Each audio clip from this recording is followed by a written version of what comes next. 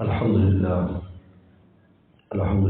نحمده ونستعينه ونستغفره ونؤمن به ونتوكل عليه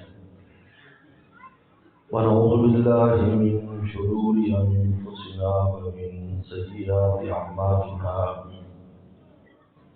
من يهده الله فلا مضل له ومن يضلل فلا هادي له ونشهد أن لا إله إلا الله وحده لا شريك له ونشهد أن سيدنا وسندنا وحبيبنا وشفيعنا ومولانا محمدا عبده ورسوله صلى الله تعالى عليه وعلى آله وأصحابه وبارك وسلم. أما بعد فأعوذ بالله من الشيطان الرجيم. بسم الله الرحمن الرحيم.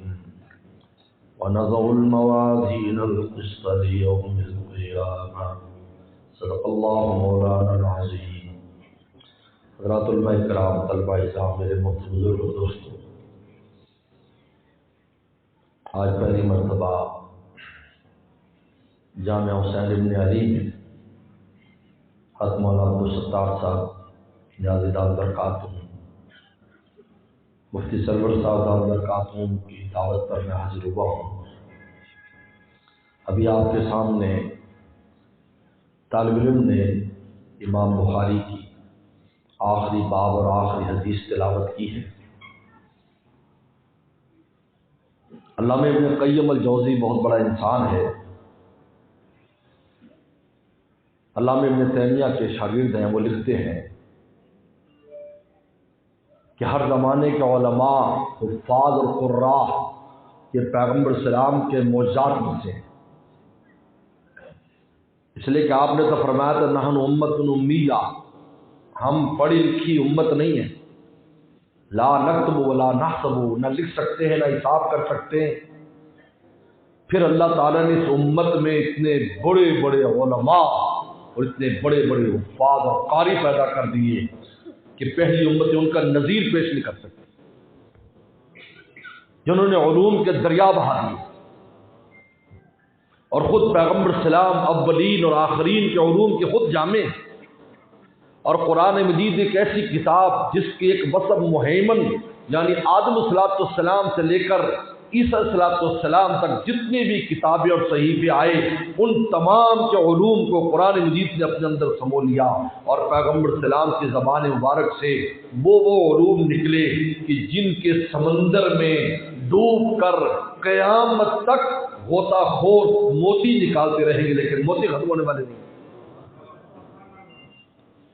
انہیں میں سے کہ امام بخاری رحمۃ اللہ علیہ بھی ہیں، جنہوں نے یہ کتاب لکھی، مختصر کتاب لکھی ہے، بڑی کتاب 6 لاکھ حدیثوں میں سے یہ مختصر ایک حدیث کی کتاب لکھی ہے۔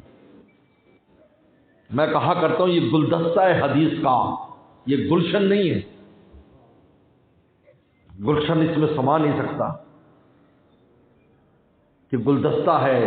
امام بخاری کو 6 لاکھ حدیثیں یاد تھیں، یہاں وہ 4000 حدیثیں لایا ہے، جو تکرار ختم کرے تو 4000 حدیثوں کا گلدستہ پیش کیا ہے۔ چنانچہ امام مسلم نے آئے وہ بھی ایک گلدستہ لائے، امام ترمذی آئے وہ بھی ایک گلدستہ لائے، ابن ماجہ آئے وہ بھی ایک گلدستہ لائے، امام نسائی آئے وہ بھی ایک گلدستہ لائے، امام طحاوی، یہ گلدستے امت کے سامنے رکھے کہ دیکھو یہ گلدستے ہیں، یہ تمہیں گلشن کا پتہ دیں گے۔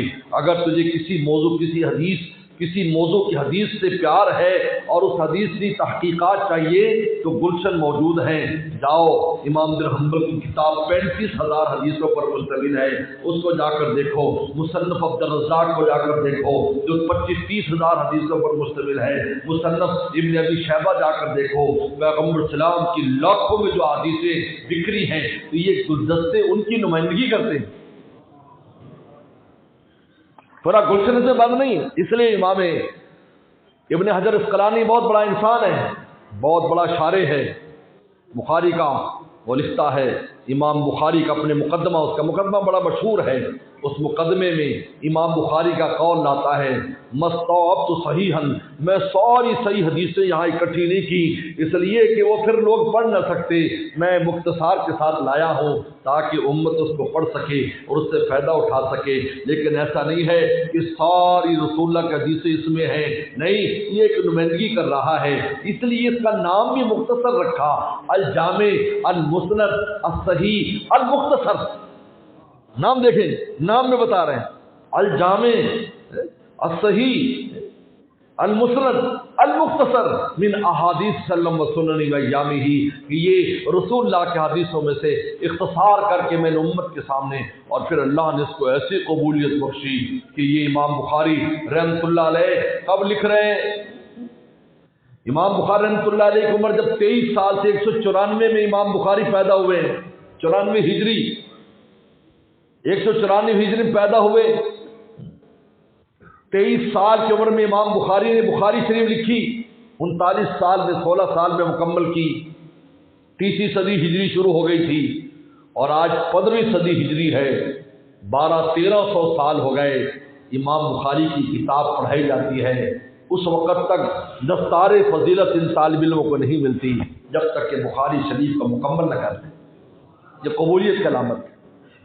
لے میرے شیخ حضرت مولانا شاہ حکیم محمد اختر صاحب رحمۃ اللہ علیہ فرمایا کرتے تھے، جب میں طالب علم تھا بنوری ٹاؤن میں، تو ہمیں اکثر تاکید کرتے تھے ہم طالب علموں کو، دیکھو قابلیت کے ساتھ قبولیت بھی چاہیے، قابل بھی ہو اور پھر قبول بھی ہو جائے تو پھر وہ تو دنیا سے چلا جائے گا لیکن اس کا کام قیامت تک باقی رہے۔ کیوں؟ اس لیے حضرت ابراہیم صلی اللہ علیہ وسلم نے کیا دعا کی تھی؟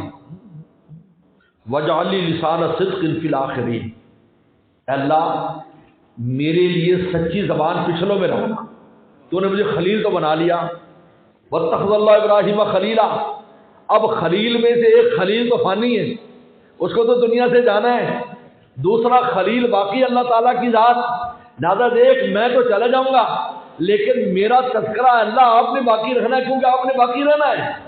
آج درود ابراہیمی نہ پڑھے نماز مکمل نہیں ہوتی، آخرین میں ابراہیم السلام کا تذکرہ موجود ہے۔ یہ ہے جب اللہ کسی کو قبول کر لیتے ہیں تو وہ بندہ تو چلا جاتا ہے لیکن اللہ تو موجود ہے، وہ اس کے کام کو قیامت تک کے لیے باقی رکھتے ہیں۔ امام بخاری رحمۃ اللہ علیہ نے یہ کتاب لکھی، کن کیفیات کے ساتھ لکھی، کس آہ و فغان درد کے ساتھ لکھی کہ اللہ تعالیٰ نے اس کو شرف قبول بخشا۔ اور یہ امام بخاری نے آخری باب جو باندھا ہے وزن اعمال، اے لوگوں اعمال کا وزن ہوگا۔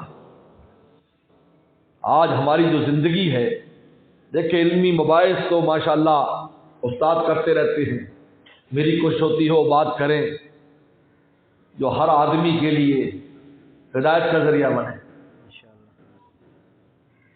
آج ہماری جو زندگی ہے وہ ایسی گزر رہی ہے جس طرح میں اور آپ گھاس کاٹتے ہیں، یہ پٹھے کٹنے ہیں، پٹھے جب پٹھے کاٹتا ہے نا داتری سے، وہ یہ نہیں دیکھتا کہ اس کے اندر کیا کٹ رہا ہے، وہ کاٹتا چلا جاتا ہے، کاٹتا چلا جاتا ہے، ڈھیر لگا دیتا ہے، اچھے بھی گئے برے بھی گئے۔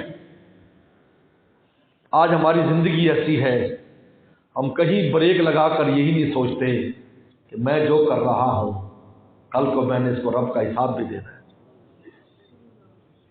ہر آدمی سوچ لے، میں بھی شامل ہوں اس میں۔ ایک روٹین ہے، صبح اٹھتے ہیں فجر میں، شام کر دیتے ہیں، پھر صبح ہو جاتی ہے، کسی قدم پر ایک اللہ والے تھے مکہ شریف میں، تو چل رہے تھے تو رک جاتے تھے پھر چلتے تھے۔ حضرت کیا بات ہے، آپ حرم جا رہے ہو بار بار رکتے ہیں؟ کہ میں سوچتا ہوں کہ یہ جو میں قدم اٹھا رہا ہوں یہ اللہ کے لیے ہے یا غیر اللہ کے لیے؟ ہر قدم پر سوچتا ہوں یہ قدم جو میں نے اٹھایا ہے یہ اللہ کے لیے اٹھایا ہے یا غیر اللہ کے لیے اٹھایا ہے، تاکہ ایسا نہ ہو کہ قیامت کے دن میرے نامہ اعمال میں ایسے عمل نہ نکلے جو غیر اللہ کے لیے ہو۔ اس سے بچنے کے لیے میں ہر قدم پر سوچتا ہوں کہ تیرا یہ کام، تیری اٹھنے والی نگاہ، تیری منہ سے نکلنے والا کلمہ، تیرے کان میں آنے والی بات، تیرے ہاتھ سے انجام پانے والا فعل، تیرے جسم سے دل کی سوچیں، دماغ کی سوچیں، یہ اللہ کے لیے ہے یا غیر اللہ کے لیے ہے؟ اس لیے کہ جو غیر اللہ کے لیے ہوں گی وہ وبال بن جائے گا، وہ توحید کے خلاف ہے، اور جو اللہ کے لیے ہوگی تو پھر ایک کھجور بھی اللہ کے راستے میں دی ہوگی، اللہ اس کو بھی احد پہاڑ جتنا کر کے انسان کے نام اعمال میں شامل فرما دے گا۔ امام بخاری وزن اعمال پر ختم کیا ہے کہ دیکھو اے انسانوں، یہ آخری عمل ہونے والا ہے، کائنات ختم ہو جائے گی، اللہ کے سامنے پیش ہوں گے، 50,000 سال کا دن ہوگا۔ حضرت مولانا ادریس صاحب کامری رحمۃ اللہ علیہ نے اپنی تفسیر معرف القرآن میں لکھا ہے 50 تفتیشی سینٹر ہوں گے جہاں لوگوں کے 1,000 سال تک تفتیش ہوگی، اور جب اللہ کے سامنے آئیں گے تو عصر سے مغرب کے وقت میں سب کا حساب کتاب کر کے فریق فی الجنہ فریق فی السعیر، ایک جماعت کو جنت میں بھیجیں گے اور ایک جماعت کو دوزخ میں بھیجیں گے۔ امام بخاری فرما رہے ہیں باب قول اللہ تعالیٰ ونضع الموازین القسط لیوم القیامہ، ہم انصاف کے تول لگائیں گے، یہ آخری عمل ہوگا، بس اس کے بعد ختم، جنتی جنت میں چلے جائیں گے، دوزخی دوزخ میں چلے جائیں گے۔ کلمے والا ہوگا اگر وہ دوزخ میں جائے گا اپنی بدعملی سے، پھر بعد میں سفارشیں شروع ہوں گی، جنتی جنت میں چلے جائیں گے، جن کا نیکیوں کا پڑھنا جھک جائے گا ان کو جنت میں بھیج دیا جائے گا۔ یہ آخری عمل ہے، امام بخاری نے اس پر لا کر اپنی کتاب کو پورا کر دیا۔ اور امام بخاری نے انما الاعمال بالنیات اور باب الوحی سے شروع کیا ہے۔ اے لوگو، اگر چاہتے ہو اپنے اعمال میں وزن پیدا کرنا، سب سے پہلے تو یہ دیکھو اللہ رسول سے یہ بات منسوب ہے یا نہیں، پہلے یہ دیکھو، اگر اللہ رسول سے منسوب ہے تو پھر تو وہ کچھ کام دے گا، ورنہ نہیں، چاہے کتنا بڑا عمل کیوں نہ ہو۔ اس لیے ہمارے والد صاحب مولانا نیاز محمد صاحب خطنی، تھوڑا سا تعارف کراؤں، اللہ والوں کے تذکرے سے رحمت نازل ہوتی ہے۔ ہمارے والد صاحب نے اسی علم دین کو سیکھنے کے لیے چین سے پیدل سفر کیا تھا، برف کے اوپر کیٹو پہاڑ پر 2 مہینے برف پر سفر کر کے ہمارے والد رحمۃ اللہ علیہ کشمیر آئے تھے، اور کشمیر سے پھر دارالعلوم دیوبند آئے، وہاں 10 سال رہے، 10 سال پڑھنے کے بعد ان کے استاد ان کو بہاول نگر لے آئے، اس طرح بہاول نگری ہو گئے۔ ہمارے آباء و اجداد آج بھی چین میں موجود ہیں، لیکن کس لیے آئے؟ جب بھی ان کو کوئی پوچھتا مولانا آپ نے کوئی جائیداد نہیں بنائی، آپ 1944 سے بہاول نگر میں، تو فرمایا کرتے تھے میں اس کے لیے گھر سے نہیں نکلا، میں تو علم دین کے لیے، ارشاد دین کے لیے نکلا ہوں، اور میں اپنی اولاد سے بھی چاہتا ہوں یہ دنیا دار نہ بنے، یہ دین والے بنے، یہ علماء بنے، دین کی خدمت والے بنے۔ پوری زندگی اس پر لگا دی، اور فرماتے تھے میں نے بہاول نگر میں 50 سال صرف اخلاص کی بنیاد پر گزارے ہیں، ہر کام اس لیے کیا ہے کہ میرا رب راضی ہو جائے، اور مجھے کس چیز کی پرواہ نہیں۔ وہ فرمایا کرتے تھے امام بخاری باب الوحی لائے، باب میں نے دروازہ، حالانکہ کتاب الایمان ہر جگہ کتاب ہے لیکن یہاں باب ہے، پر میں اس میں راز ہے۔ امام باب سے امام بخاری دروازے ہی مراد لے رہے ہیں کہ دیکھو وحی کے دروازے سے داخل ہو جاؤ، پھر جو تمہیں وہاں سے نماز ملے، جو تمہیں روزہ ملے، جو تمہیں نیکیاں ملے، جو تمہیں تسبیح ملے، جو تمہیں اذکار ملے، جو تمہیں وہاں سے چیزیں ملے، دیکھ لینا، ان کو لازم پکڑ لینا۔ اگر وحی کے دروازے سے داخل ہو کر کوئی عمل نہیں کرو گے، وہ کتنا بڑا عمل کیوں نہ ہو، اللہ فرماتے فلا نقیم لهم یوم القیامت وزنا، ایسے بڑے بڑے اعمال ہوں گے لیکن قیامت کے دن ان کا کوئی وزن نہیں ہوگا، اس لیے کہ اللہ رسول کی تائید اس کو حاصل نہیں۔ اور انما الاعمال بالنیات لائے، نیت اچھی کرو، ہر کام میں سوچو کیوں کر رہا ہوں، میں جلسے میں کیوں جا رہا ہوں، میں نے بھی سوچا میں کیوں جا رہا ہوں، میری واہ واہ ہو جائے، میرے نعرے لگ جائیں، مولانا صاحب پر میرا احسان ہو جائے، نہیں اللہ تو راضی ہو جا، میں اس کے لیے سفر کر کے دور جا رہا ہوں، اس سردی میں، دھند میں، صرف تجھے راضی کرنے کے لیے میں صبر کر رہا ہوں اور کوئی غرض نہیں۔ امام بخاری بتانا چاہتے ہیں جب تک آپ کے عمل میں اخلاص نہیں ہوگا آپ کے اعمال کا کوئی وزن نہیں نکلے گا۔ ہمارے استاد نے ہمیں قصہ سنایا، فرمایا کہتے ایک محدث تھے، حدیث شریف لکھ رہے تھے، جب ان نے حدیث قلم دبات میں ڈالی اور لائے لکھنے کے لیے، ایک مکھی آ کر بیٹھ گئی، وہ چوسنے لگی تو انہیں ہاتھ روک لیا، تھوڑی دیر ہاتھ روک کے رکھا، ہاتھ روکنے کے بعد مکھی اڑ گئی تو حدیث لکھ لی، وفات ہو گئی۔ کسی نے خواب میں دیکھا، حضرت کیا ہوا کہ اللہ کے دربار میں پیش، اللہ تعالیٰ نے فرمایا مولوی صاحب آپ کا ایک عمل ایسا ہے اس میں سوائے میری ذات کے کوئی نہیں ہے کہ تو نے مکھی کے لیے جو ہاتھ روکا تھا یہ سوچ کر کہ اللہ کی مخلوق ہے، پیاسی ہے، پانی پی لی، کہ میں آسمانوں سے تجھے دیکھ رہا تھا، میں نے اسی وقت ہی تیری بخشش کا فیصلہ کر دیا تھا۔ امام بخاری پہلی انما الاعمال بالنیات، کیونکہ نیت ہوتی ہے تو انسان کوئی عمل کرتا ہے اچھی یا بری، پھر عمل کے وجود میں آتا ہے اور پھر آخر میں وزن اعمال ہوگا۔ وَنَضَعُ الْمَوَازِينَ الْقِسْطَ لِيَوْمِ الْقِيَامَةِ، ہم انصاف کی تول لگائیں گے، ترازو لائی جائے گی، اتنی بڑی ترازو کہ اس کے ایک پڑے میں 7 زمین اور آسمان آ جائیں۔ کہتے جب یہ ترازو ظاہر کی جائے گی تو فرشتے پوچھے گی من تزن بھی، یا اللہ، اے اللہ اس کے ذریعے کس کو تو تولے گا؟ اور میں منشے تو من خلقی، جس کو چاہوں مخلوق میں اس کا وزن کروں گا۔ تو فرشتے سجدے میں گر پڑے گی، ما بدراک حق کا عبادتی کا، اللہ ہم تیری عبادت کا حق ادا نہیں کر سکے، ہمیں معاف کر دے۔ ہم بھی اگر آج اپنا وزن تلوانا چاہیں اپنے اعمال کا، ہم بھی اس کے میزان کو نہیں بھر سکتے۔ اس لیے داؤد علیہ السلام نے جب اس میزان کو دیکھا تھا اللہ سے مطالبہ کر کے کہ مجھے میزان دکھائیے، اور میزان دیکھا اور اللہ نے دکھایا آسمانوں کے یہ درمیان سے پردے ہٹ گئے۔ داؤد علیہ السلام نے دیکھا تو بے ہوش ہو گئے، تو اللہ تعالی نے پوچھا داؤد کیا ہوا؟ اللہ کون اس کو بھرے گا، کون اس کو بھر سکتا ہے؟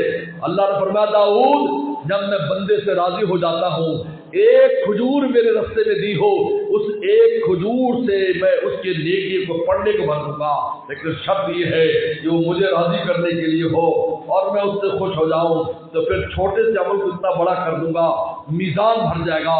عملو ابھی لا الہ الا اللہ، فرمایا داؤد لا الہ الا اللہ جو اخلاص سے کہا ہوگا میں اس کے ساتھ اس میزان کے پڑھنے کو بھر دوں گا۔ اس لیے میرے دوستو، امام بخاری آخر میں باب لا کر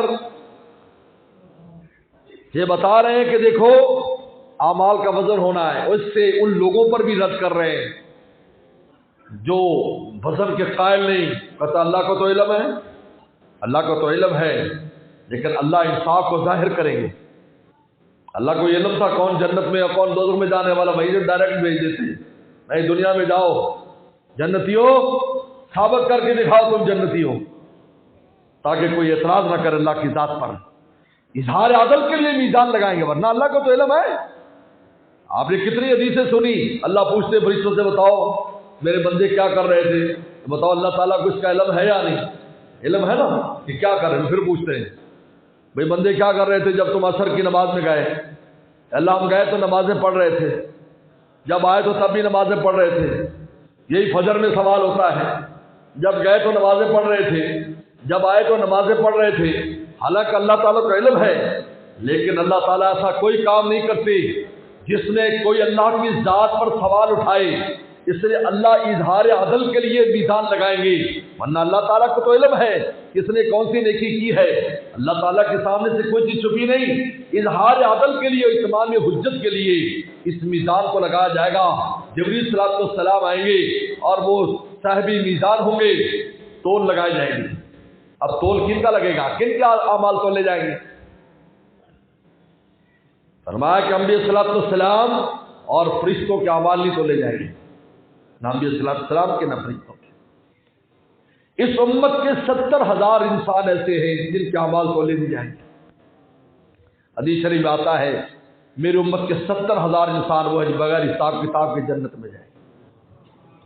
ہاں تو کاشف ابن محصن رضی اللہ عنہ کھڑے ہو گئے، اللہ کے نبی دعا کیجیے میں ان میں سو جاؤں، فرمایا تو ہو گیا، تو ہو گیا، تو ہو گیا۔ اور اس کافر کا کے اعمال بھی نہیں تولے جائیں گے جس کے پاس کفر ہی کفر ہے، کبھی کوئی نیکی نہیں کی، وہ سیدھا جہنم میں بھیج دیں گے اس کو۔ اب دو طبقے رہ گئے، بلکہ 3 طبقے رہ گئے۔ متقین جن کی نیکیاں زیادہ ہیں، کبیرہ کبھی نہیں کیا، صغیرہ ہو جاتے ہیں۔ نمبر 2 مخلفین، ہم لوگ نیکیاں بھی ہیں برائیاں بھی۔ نمبر 3 وہ کفار جنہوں نے کوئی نیکی کی ہے، والدین کی خدمت کی ہے، کسی کو راستہ بتا دیا ہے، کسی بھوکے کو کھانا کھلا دیا ہے، کفار میں بھی اچھے لوگ ہوتے ہیں۔ جیسے پیغمبر صاحب خدمت میں آیا تھا کتاب المغازی میں، ایک کافر آیا پورا لوہے سے ڈھکا ہوا تھا، کہا کہ آپ کی قوم آپ پر ظلم کر رہی، یہاں بھی نہیں چھوڑتی، میں آپ کی مدد کرنے آیا۔ آپ نے فرمایا میں کسی کافر سے مدد نہیں لیتا۔ انہوں نے کہا مجھے تو کرنی ہے۔ انہوں نے کہا پہلے اسلام لا پھر مدد کر۔ انہوں نے کہا کیسے لانا؟ کہا کلمہ پڑھ۔ ہاتھ میں ہاتھ دے دیا رسول اللہ کے، اور میدان احد میں اترا، شہید ہو گیا۔ اور فرمایا جو یہ دیکھنا چاہے، جس نے عمل تھوڑا کیا اور جنت الفردوس میں چلا گیا، اس انسان کو دیکھ لیں۔ اب 3 قسم کے لوگ ہیں۔ متقین کو لایا جائے گا، نیک لوگوں کو، نیکیوں کے پڑھنے میں نیکیاں ڈالی جائیں گی، برائیاں چھوٹی چھوٹی ہوں گی، ان کا پورا حساب ہونے سے پہلے اللہ فرمایا کہ جاؤ بھائی تم جاؤ جاتا، لیکن یعفو عن کثیر، صغائر تو ویسے ہی معاف فرما دیتے ہیں، جاؤ، لیکن حساب ہوگا، حساب ہوگا، فارمیلٹی ہوگی، قانون پورا کیا جائے گا۔ اس کے بعد ان کفار کو لایا جائے گا جن کی کچھ نیکیاں ہیں، نیکیوں پڑھنے میں نیکی رکھی جائے گی، لیکن جب کفر رکھا جائے گا تو ساری نیکیاں ختم ہو جائیں گی۔ فَجَعَلْنَاهُ هَبَاءً مَنْثُورًا، اللہ فرماتے ہیں ہم ان کو خاک کی طرح اڑا دیں گے، جہنم میں بھیج دیں۔ اب مخلصین آئیں گے، کچھ نیکیاں ہیں کچھ گناہ ہیں۔ نیکیوں کے پڑھنے میں نیکی، حضرت عبداللہ ابن عباس فرماتے یہی امام بخاری کا رجحان ہے کہ نیکیوں کی شکل بنا دی جائے گی، یہ امام بخاری کا رجحان ہے۔ نیکی نماز کی شکل ہوگی، روزے کی شکل ہوگی، نیکیوں کی شکل ہوگی۔ نے فرمایا کہ سب سے زیادہ وزنی عمل حسن اخلاق ہوگا، حسن اخلاق، اچھی اخلاق کا وزن سب سے زیادہ ہوگا، کی شکل ہوگی۔ نیکیوں کی شکلیں اچھی ہوں گی، خوبصورت ہوں گی، برائیوں کی شکلیں بری ہوں گی۔ چنانچہ پیغمبر صلی اللہ علیہ وسلم کو معراج کی رات جب آپ کا سینہ مبارک شق کیا گیا تو جبریل صلی اللہ علیہ وسلم سونے کے تخت میں ایمان اور حکمت لے کر آئے تھے، ان کی شکل تھی، اور آپ کے سینے کو بھر دیا گیا، یہاں تک اوپر سے لے کر نیچے تک سینہ بھر کے اور سینے کو سی دیا گیا، ایمان اور حکمت کی باقاعدہ شکل تھی۔ اب نیکیاں رکھی جائیں گی، برائیاں رکھی جائیں گی۔ اب وزن ہو رہا ہے، ہر آدمی سوچے کھڑا ہے، وزن ہو رہا ہے۔ حضرت تھانوی نے فرمایا رحمۃ اللہ علیہ نے، حضرت عمر رضی اللہ عنہ کی بات پر، حاسبوا قبل ان تحاسبوا، لوگوں اپنا حساب ابھی کر لو قبل اس کے کہ خدا کو حساب دینا پڑے، ابھی کر لو۔ ہر آدمی کر سکتا ہے، ایسے آنکھ بند کرو، ابھی بالغ ہونے سے لے کر اب تک پتہ چل جائے گا کتنے نیکیاں کتنے گناہ، ہر آدمی خود کر سکتا ہے۔ 5 منٹ نہیں لگے، 5 منٹ۔ اس لیے کہتے ہیں رات کو انسان کو سوچنا چاہیے کہ یار میں نے کیا کیا اب تک، اللہ سے معافی طلب کر لیں، پھر سوئے، بوجھ نہ رکھے۔ شیطان پٹی پڑھاتا ہے کہ یار گناہ تو چھوڑتے نہیں، کب تک معافی مانگتے رہو گے؟ مجھے بتاؤ، تم میں ایسے لوگ ہوں گے جو کھیتی باڑی کرتے ہوں گے، تم میں ایسے لوگ بھی ہوں گے جو مکینک کا کام کرتے ہوں گے، موٹر سائیکل کا کام کرتے ہوں، گاڑیوں کا کام کرتے ہوں گے، گھر میں مائیں بہنیں تنور پر بھی کام کرتی ہیں، چولہے میں بھی کام کرتی ہیں، کپڑے میلے ہوتے یا نہیں؟ بولو، تو تم میلے رہنے دیتے ہو یا دھوتے ہو؟ جلدی بتاؤ۔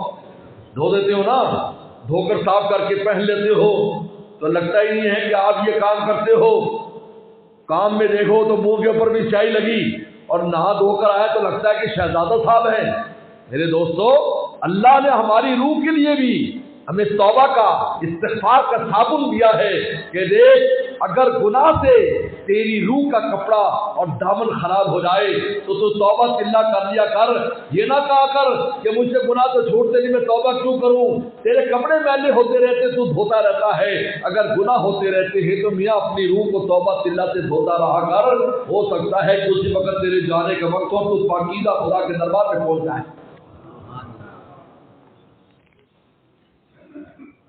اب یہ نیکیاں برائیاں رکھی گئیں، اب میزان ہل رہا ہے ایسے ایسے، کہتے دل ڈولے گا، کبھی نیچے جائے کبھی پر، کیونکہ آہستہ آہستہ برابر ہوتا ہے. نیکیوں کا پڑھنا نیچے ہو گیا، اعلان ہوگا تو جنت میں بھیج دو. برائیوں کا پڑھنا ایک رتی بھر بھی نیچے ہو گیا تو جہنم میں بھیج دو. اور اگر برابر ہوگا تاکہ اس کو آراف ایک دیوار ہے جنت اور دوزخ کے درمیان، اس کو اس دیوار پر چڑھا. اتنی سی نیکی.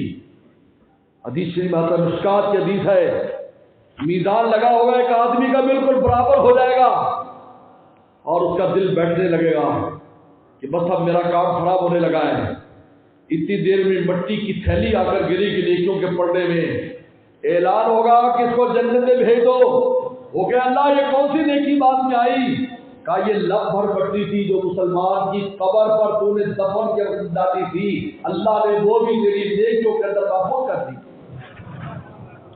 اما عائشہ صدیقہ فرمایا کرتی تھی، رسول فرمایا لا تحقرن من المعروف شیئا، کسی نیکی کو معمولی نہ سمجھ.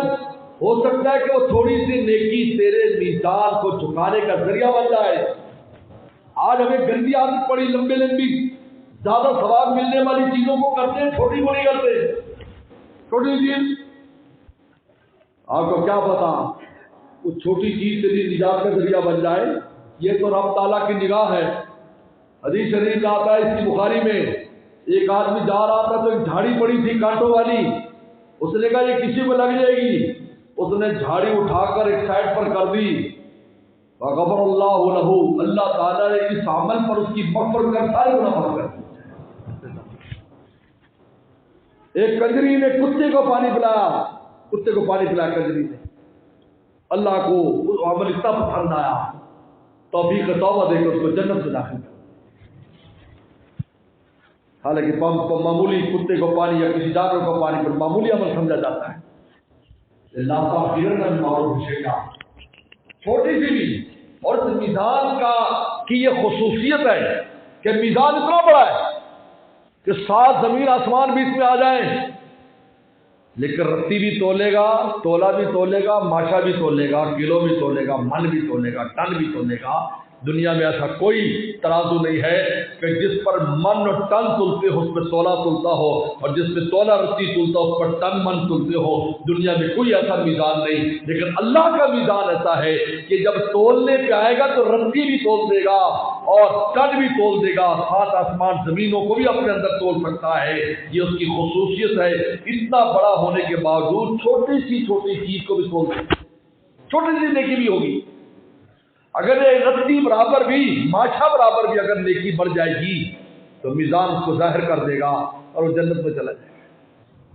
اس لیے امام بخاری نے وَنَضَعُ الْمَوَازِينَ الْقِسْطَ لِيَوْمِ الْقِيَامَةِ کہہ کر یہ باب باندھا ہے کہ دیکھو قیامت کے دن اعمال تولے جائیں گے. ہمارے اعمال، ہماری نیکیاں، ہماری برائیاں. ہر آدمی کو آج جو ہماری زندگی گزر رہی ہے نا خراب، کہیں بریک نہیں لگا رہے ہیں، اس کی وجہ کیا ہے؟ قرآن نے کہا ہے أَفَحْسِبْتُمْ أَنَّمَا خَلَقْنَاكُمْ عَبَثًا وَأَنَّكُمْ إِلَيْنَا لَا تُرْجَعُونَ. تم سمجھتے ہو ہم نے تمہیں بیکار پیدا کیا ہے؟ کیوں؟ اس لیے کہ تمہیں اس بات کا خیال نہیں آ رہا کہ تم نے واپس بھی آنا ہے. اگر یہ خیال آ جائے کہ ہم نے اللہ کے دربار میں جانا ہے، ہماری زندگی اچھی ہو جائے گی. میں آج کل ہر دوست کو یہی کہتا ہوں کہ بھائی رک کر چلو، بریک لگا کے چلو. اپنی گاڑی کو ایسے نہ دوڑاؤ کہ وہ ایکسیڈنٹ کر کے جہنم میں پہنچا دے. زندگی کی گاڑی کو روک روک کر چلو. ہر قدم پر سوچو کہ میں کیا کر رہا ہوں. جوان بھی سوچے، بڈھا بھی سوچے. بھائی سب تباہ و برباد ہیں. خواص ہو، عوام ہو، بڈھا ہو، جوان. یہ ہمارے جیب میں جو شیطانی آلہ پڑا ہوا ہے نے سب کو برباد کیا ہے۔ 2 سال کا بچہ بھی برباد ہو رہا ہے اور 100 سال کا بڈھا بھی برباد ہو رہا ہے۔ اللہ رسول کے ساتھ اس کا دل نہیں لگ رہا، اس چیزوں کے ساتھ دل لگایا ہوا ہے۔ یا موبائل فون نے تباہ و برباد کیا ہوا ہے، کوئی سوچتے نہیں ہماری آنکھ کیا کر رہی، اس آنکھ پر بھی تو کوئی نگران ہے، کان کیا سن رہے ہیں اس پر بھی تو کوئی نگران ہے۔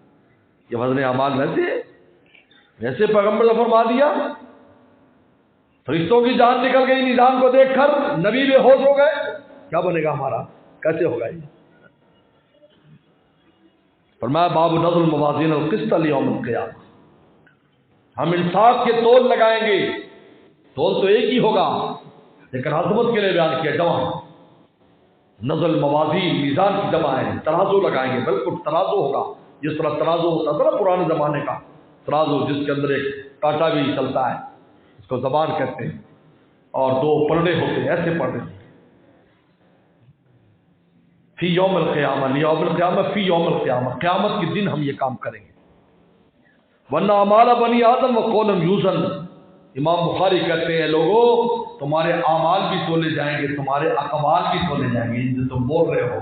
اس لیے حدیث میں بولنے والی لائے، عمل والی نہیں لائے، بولنے والی تصویر والی حدیث لا رہے ہیں کہ دیکھو یہ بولنا بھی تولا جائے گا جو تم بولتے ہو۔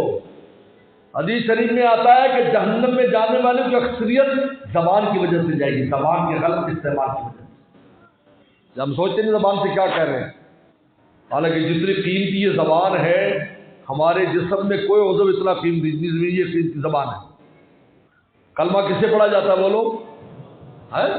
قرآن کس سے پڑھا جاتا ہے؟ زبان۔ آخری وقت میں زبان پر اگر اللہ کا نام ہوگا تو کہاں چلا جائے گا؟ جنت میں، دخل الجنہ، جنت میں چلا جائے گا۔ دیکھیے یہ زبان کی وجہ سے، لیکن اس کا غلط استعمال۔ حضرت ابو ذر غفاری رضی اللہ عنہ نے صرف اتنا کہا تھا، یا ابن سودا، اپنے غلام سے کہا کالی کے بیٹے، اے کالی دے پتر، آپ نے فرمایا انک امرؤ فیک الجاہلیہ، ابو ذر ابھی تک تیرے اندر کفر ہے، یعنی گالی دینا کافروں کا کام ہے، مسلمان کا کام نہیں۔ انک امرؤ فیک الجاہلیہ، تیرے اندر کفر پایا جاتا ہے۔ تھرا گئے، رونگٹے کھڑے ہو گئے، زندگی بھر پھر کوئی پہچان نہ سکا کہ ان کے ساتھ ان کا غلام ہے یا ان کا بیٹا ہے، اس کو ایسا رکھتے تھے۔ کہا مجھے رسول اللہ کی بات میرے کانوں میں گونجتی ہے کہ تو نے اس کے ماں سے عار دلائی کہ کالی کا بیٹا ہے، تیرے اندر کفر پایا جاتا ہے۔ آج ہم دیکھتے ہیں ہماری زبان کس لیے استعمال ہو رہی۔ حضرت مولانا قاسم نانوتوی رحمۃ اللہ علیہ، قاسم علوم والخیرات، فرماتے تھے 2 بڑی قیمتی چیزیں ہمارے پاس ہیں، ایک ہماری زبان ہے، ایک ہماری آنکھ ہے۔ اس زبان سے جب قرآن پڑھا جاتا ہے فرشتے اجازت لیتے ہیں، ہم زمین پر جا کر بندے کا قرآن سننا چاہتے ہیں، اور گناہ گار جب ان آنکھوں سے روتا ہے فرشتے اجازت لیتے ہیں، ہم اس بندے کا رونا دیکھنا چاہتے ہیں۔ 2 کام، اتنی قیمتی زبان کسی مخلوق کے پاس نہیں، فرشتوں کے پاس بھی نہیں ہے۔ عجیب بات ہے، فرشتے قرآن نہیں تلاوت کر سکتے؟ سن لو، سید احمد شاہ کشمیر رحمہ اللہ لکھا ہے، فیض الباری میں حضرت نے نقل کیا سید بدر عالم میٹھی رحمہ اللہ نے کہ فرشتے، ہر فرشتہ قرآن کی تلاوت نہیں کر سکتا، یہ ہمیں ایسی زبان دی ہے جس سے ہم قرآن پڑھ لیتے ہیں، ہم اللہ کا نام لیتے ہیں۔ اللہ کتنا آسان، اتنا آسان ہے، یہ اتنا آسان ہے، اتنا آسان ہوتا پورا عالم لے لیتا، پورا عالم لا الہ الا اللہ پورا عالم پڑھ لیتا، اتنا آسان نہیں ہے، جس کی زبان پر چاہتے ہی جاری ہوتا ہے، ورنہ یہ بس میں ہمارے اور آپ کے بس میں نہیں ہے۔ ہمارے شیخ نے خود فرمایا کہ ایک آدمی اسپتال میں مر رہا تھا، لوگ کہتے کلمہ پڑھ، تو زبان سے ہر لفظ نکالتا تھا، چائے پانی یہ وہ سب چیزیں، لیکن جب کلمے کی باری آتی تو زبان بند ہو جاتی۔ کہتا ہے کہ میں چونکہ زندگی بھر خدا کو یاد نہیں کیا، کا ہر لفظ منہ سے نکلتا ہے، جب یہ لفظ جو تم کہتے ہو نکلتا ہے، کوئی میری زبان پکڑ لیتا ہے، لفظ نہیں نکل پاتا، اس لیے کہ وہ چاہتے ہیں کہ ان کا نام ہماری زبان پر جاری ہوتا ہے۔ اگر وہ نہ چاہے اور ہمارے بس میں یہ ہوتا پورا عالم خدا کا نام لے لیتا، لیکن میرے دوستو وہ چاہتے ہیں تو اپنے نام کی توفیق عطا فرماتے ہیں۔ لہٰذا امداد اللہ مہاجر مکی رحمۃ اللہ علیہ کا حضرت میں اللہ اللہ کرتا ہوں میرا اللہ قبول ہے یا نہیں. رونے لگے. کہا قبول؟ اگر ان کو قبول نہ ہوتا تو اپنا نام ہی نہ آنے دیتے تیری زبان پر. امام بخاری فرماتے ہیں قول بھی تولے جائیں گے, اعمال بھی تولے جائیں گے. اور اس کے بعد فرماتے ہیں یہ جو امام بخاری نے رائے دے دی کہ اعمال جو ہے, عبداللہ بن عباس کی رائے جو ہے کہ اعمال اور اقوال کی شکل بن جائے گی, وہ تولے جائیں گے. اور جب عبداللہ بن عمر رضی اللہ عنہ نے صحیفے کے بارے میں فرمایا صحیفے تولے جائیں گے, اور ایک روایت میں آتا ہے کہ آدمی بھی تولے جائیں گے. بہرحال ابن کثیر نے تو فرمایا کہ اللہ تعالیٰ جس کو جو جیسے چاہیں گے تول کر لیں گے. فرمایا قال مجاہد, امام مجاہد بہت بڑے مفسر ہیں, فرماتے ہیں القسطاس العدل بالرومیہ, لفظ قسطاس قرآن میں آئے, وزن بالقسطاس القسطاس قسطاس دونوں کراتے ہیں. فرمایا یہ رومی زبان کا لفظ ہے جس کا نام ہے عدل و انصاف. یہاں محدثین نے اس بات کو چھیڑ دیا کہ قرآن مجید میں دوسری زبانوں کے بھی الفاظ ہیں, اس لیے کہ قرآن مجید اولین آخرین کے علوم کا جامع ہے, لہذا اللہ نے ہر زبان کا کوئی نہ کوئی لفظ اس میں لائے ہیں. چنانچہ علامہ سیوطی نے الاتقان میں 100 کے قریب الفاظ شمار کیے ہیں کہ جو کسی زبان کے خوبصورت, ہلکے اور عربوں میں استعمال ہونے والے الفاظ تھے, اللہ تعالیٰ قرآن مجید میں اسماعیل, ابراہیم, یوسف, یہ سارے دوسری زبانوں کے الفاظ ہیں جو قرآن مجید میں اللہ تعالیٰ لے کر آئے ہیں. فرمایا کہ قسطاس بھی رومی زبان کا لفظ ہے جس کا معنی عدل ہے. یقال القسط مصدر المقسط والعادل. فرمایا قسط مقسط کا مصدر ہے, اصل میں مقسط کا مصدر اقساط ہے اور اقساط کا مصدر قسط ہے. امام بخاری بتا رہے یہ عربی زبان کی فصحت اور بلاغت کو بتا رہے کہ ایک ہی لفظ ہے, اگر قسطہ ہو معنی اس کا ظلم کرنا ہے, اقسطہ ہو اس کا معنی عدل کرنا ہے. لفظ ایک ہے, زیر و زبر کے بدلنے سے بات کہیں سے کہیں چلی جاتی ہے. یہ قرآن مجید کی فصاحت اور بلاغت ہے. اس نظر شیخ العزیز مولانا زکریا رحمہ اللہ نے لکھا ہے کہ عربی زبان پر کوئی کتنی بھی محنت کر لے پوری عربیت پر قابو نہیں پا سکتا, کیونکہ اللہ تعالیٰ کی زبان ہے. عربیت پر اگر کوئی قابو ہوتا ہے تو مخلوق میں صرف پیغمبر کی ذات ہوتا ہے, اور کوئی نہیں کر سکتا. لیکن اللہ تعالیٰ کی زبان ہے. کہ میں یہاں کہا کر تو عربوں کو گالی نہ دیا کرو, یہ تم کن کی وجہ سے دے, تو تمہیں یہ بھی پتا نہیں ہے کون تم اس پر لگاتے ہیں. عربوں گالی فرمایا عربوں گالی نہ دو. احب العرب علیہ السلام 3 وجہ سے محبت کرو. رسول اللہ فرمایا لأنی عربیت کو کہ میں میرے رشتہ دار ہیں.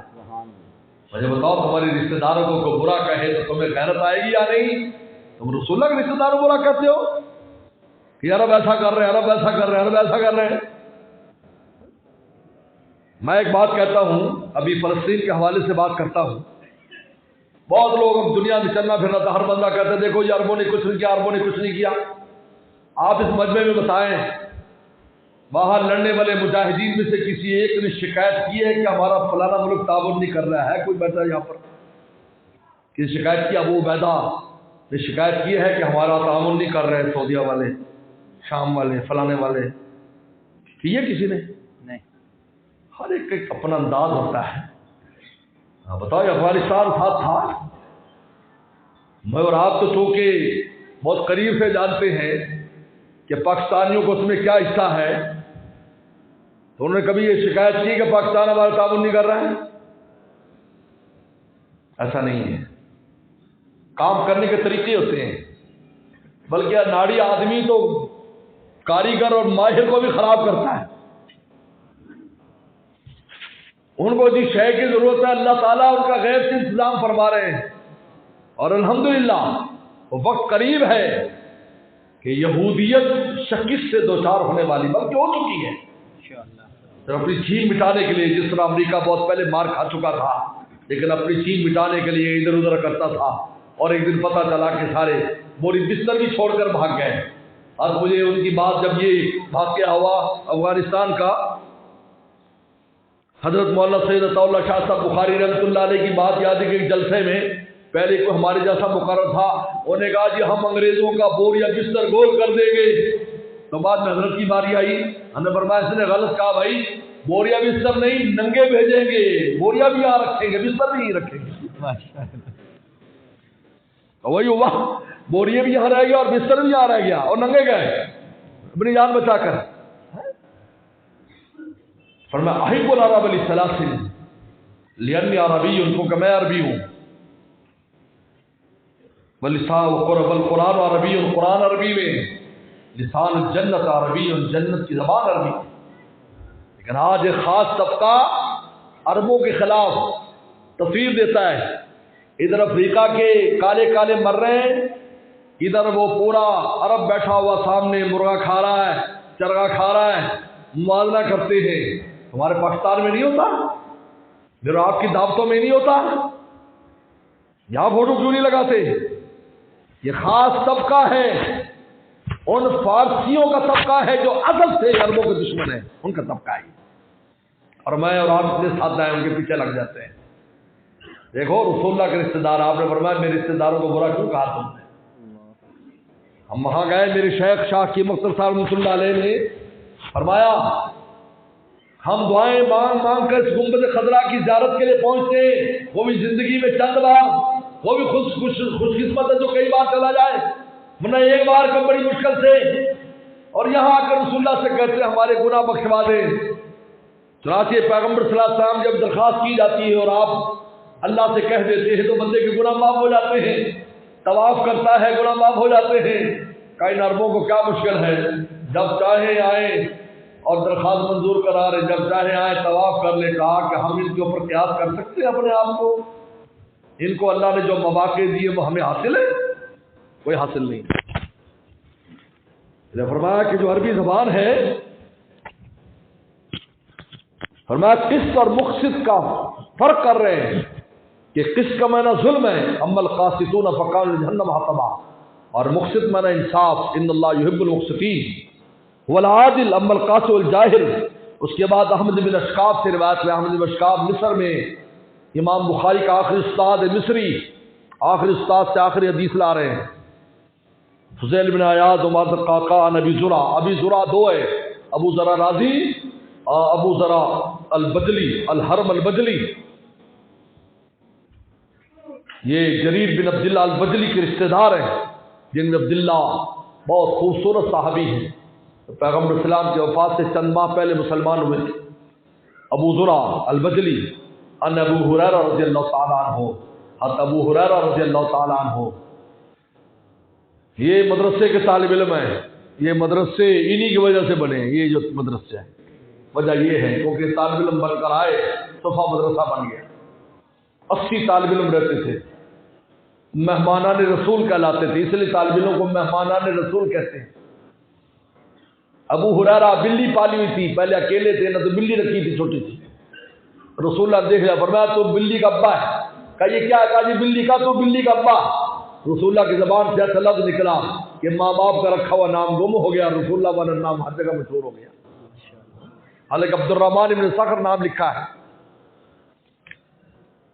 قال قال النبی صلی اللہ علیہ وسلم کلمتان حبیبتان للرحمن۔ اب امام بخاری تصمیم والی حدیث لا رہے قول، کہ دیکھو قول باتیں بھی تولی جائیں گی، اس لیے کہ حدیث شریف میں آتا ہے کہ سبحان اللہ ہے پورے میزان کو بھر دے گا، الحمدللہ پورے میزان کو بھر دے گا، لا الہ الا اللہ پورے میزان کو بھر دے گا۔ کلمتان حبیبتان للرحمن، خبر پہلے لائیں مبتدا بعد میں، شوق دلانے کے لیے کہ دو کلمے ایسے ہیں جو رحمان کو بہت پیارے ہیں۔ رحمان، رحمان کہا یعنی ان کی شان رحمت ان کلمے پڑھنے والوں کو پیار کر لیتی ہے۔ شان رحمت کی وجہ سے تھوڑے عمل پر زیادہ اجر دے رہے ہیں، عمل تھوڑا اجر زیادہ، کیونکہ وہ رحمت کی شان رکھتے ہیں۔ الرحمن کہا، رحمان۔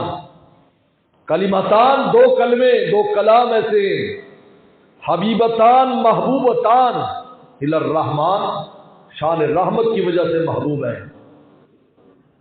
لیکن خفیفتان علی اللسان، فضیلت اتنی بڑی کہ اللہ کو محبوب ہے لیکن پڑھنے میں بہت آسان ہے، ان میں کوئی تجوید کے ایسے الفاظ نہیں ہے جو پڑھنا مشکل ہو۔ قاری صاحبان یہاں ہوں گے، شدت کے الفاظ نہیں ہے، حروف مستعلیہ نہیں ہے، پھر یہ جو فعل بھی نہیں ہے، کیونکہ فعل کا پڑھنا مشکل ہوتا ہے بنسبت اسم کے، اور پھر غیر منصرف بھی نہیں ہے، غیر منصرف پڑھنا مشکل ہوتا ہے۔ خفیفتان علی اللسان، ہر آدمی زبان سے اس کو ادا کر سکتا ہے، بہت ہلکے ہیں، لیکن یہ نہ سمجھو کہ تم نے اگر آسانی سے پڑھ لیا تو اللہ تھوڑا اجر دیں گے۔ ثقیلتان فی المیزان، فرمایا کہ میزان میں بہت بھاری ہو جائے گا۔ دادا مت سمجھو یہ عمل چھوٹا ہے، میں نے پہلے بتایا کسی عمل کو چھوٹا مت سمجھو، بھائی یہ دیکھو کہ کر کس کے لے رہے ہو۔ ثقیلتان فی المیزان، میرے ساتھ سارے پڑھ مل کر پڑھو، سبحان اللہ و بحمدہ سبحان اللہ العظیم، سبحان اللہ و بحمدہ سبحان اللہ العظیم، سبحان اللہ و بحمدہ سبحان اللہ العظیم۔ اب یہ کلمے اتنی اہمیت کیوں رکھتے ہیں؟ اس لیے کہ توحید، جو توحید ہے اللہ تعالیٰ کی جو توحید ہے، اس کی بنیاد دو چیزیں ہیں، ایک ہے تنزیہات، ایک ہے تحمیدات۔ تنزیہات کا مطلب ہے اللہ کو ہر عیب سے پاک قرار دینا، ہر عیب سے اللہ تعالیٰ کو پاک قرار دینا، اور تحمیدات ہر کمال ذات الہی کے لیے ثابت کرنا۔ تو سبحان اللہ کا مطلب ہے میں اللہ کو پاک قرار دیتا ہوں ہر عیب سے، یہ اللہ تعالیٰ کی صفات جلال ہے، یہ صفات عدمیہ ہے کہ اللہ تعالیٰ کو ہر عیب سے پاک قرار دو، اور اس کے ساتھ وَبِحَمْدِهِ ہر کمال اللہ کے لیے ثابت کرو۔ دنیا میں جتنے بھی کمالات ہیں کسی کے پاس، وہ دراصل اللہ تعالیٰ کے کمالات ہیں۔ بڑے بڑے حافظ، بڑے بڑے قاری، بڑے بڑے سمجھنے والے، اللہ تعالیٰ آخر عمر میں ایسا کر دیتے کہ لفظ یاد نہیں ہے۔ جب بڑے بڑے خطیب ہیں بول نہیں سکتے، بڑے بڑے رائٹر ہیں ہاتھ کام نہیں کرتا، معلوم کہ سارے کمالات اللہ تعالیٰ کے ہیں، وہی بندوں کو دیتا ہے، جب چاہے وہ اس کو واپس لے سکتا ہے۔ ایسی صفات کو جو کمالات والی ہے ان کو صفات اکرام کہا جاتا ہے۔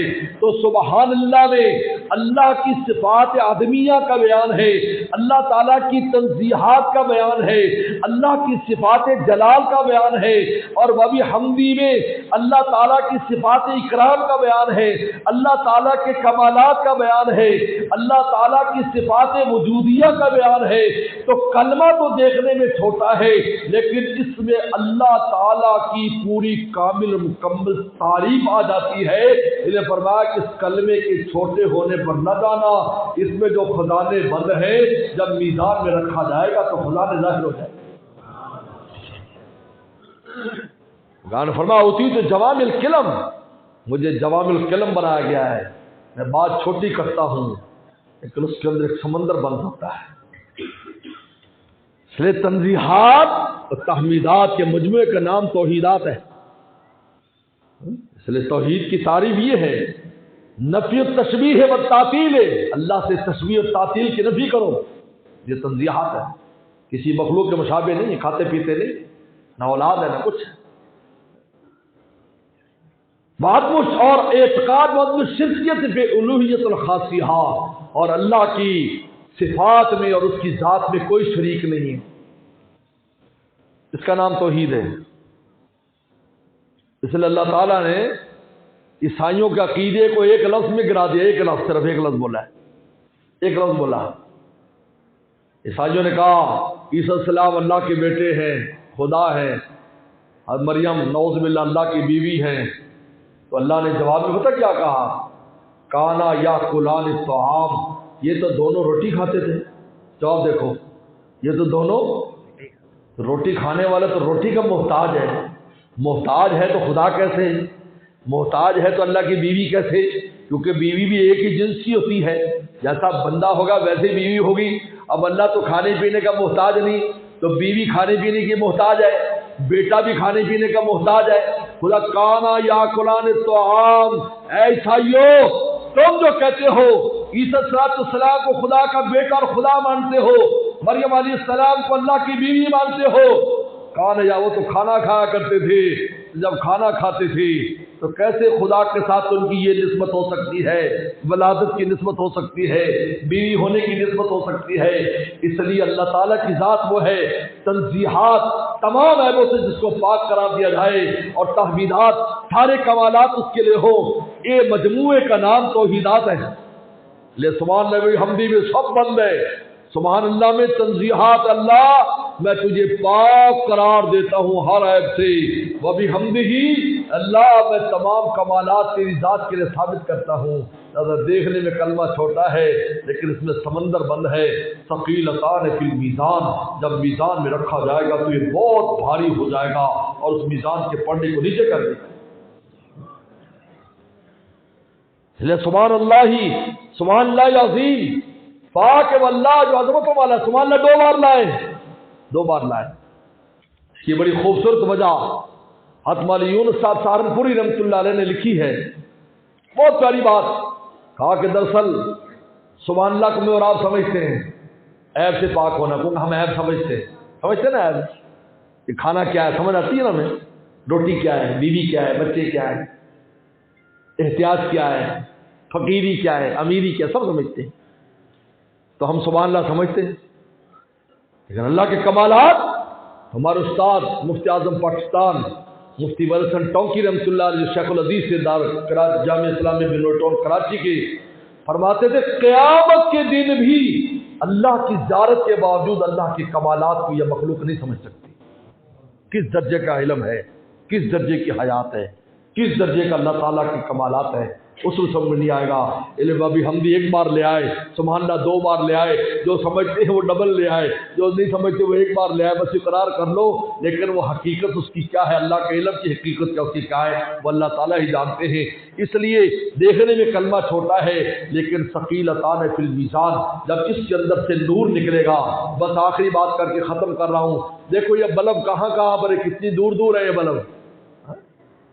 اس پر میں 2 باتیں بیان کروں گا. ایک تو یہ میرے مرشد سے کسی نے پوچھا پیر صاحب اور بزرگ تو دور ہیں، ہماروں سے ہمیں کیسے فیض پہنچے گا؟ فرمایا وہ پیر اور مرید کی مثال ان بلب کی طرح ہے. ان کا جسم تو دور ہے لیکن روشنیاں ملی ہوئی ہیں. روشنیاں بزرگ تو دور ہیں لیکن اگر تیرا قلبی تعلق ہے، تیری اس کی روح ملی ہوئی ہے، اس کی روح سے تیری روح پر فیضان ہوگا. اور دوسرا میں بات سمجھایا کرتا ہوں کہ دیکھو یہ ایک بلب کی روشنی کتنی جگہ لیے ہوئے ہے، حالانکہ دیکھنے میں بلب کا جسم کتنا ہے، اس کی روشنی کتنی.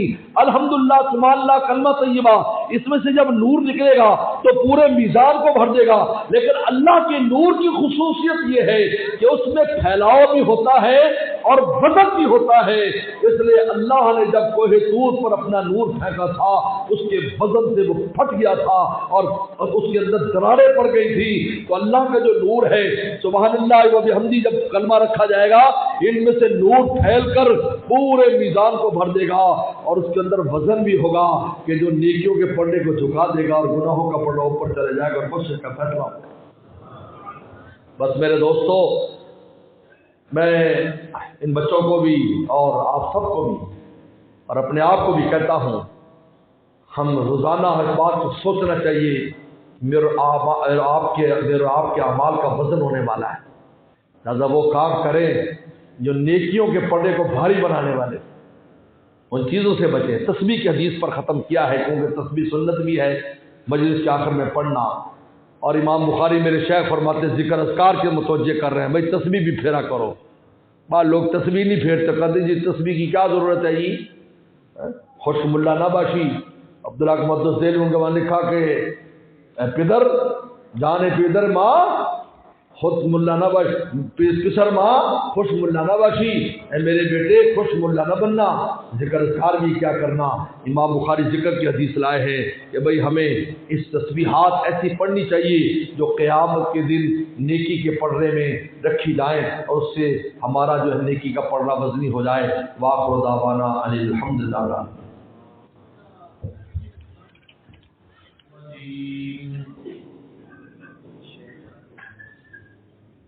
بسم اللہ الرحمن الرحیم. قل هو اللہ احد اللہ الصمد لم یلد ولم یولد ولم یکن له کفوا احد. صدق اللہ مولانا العظیم. اللہ اس ادارے کے جو ہونے کا عطا فرما.